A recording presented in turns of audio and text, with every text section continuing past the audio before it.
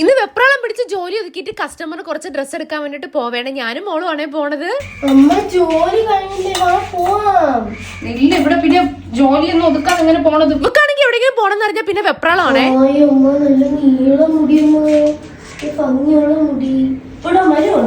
ഓ, അതിനിപ്പോ എന്ത്?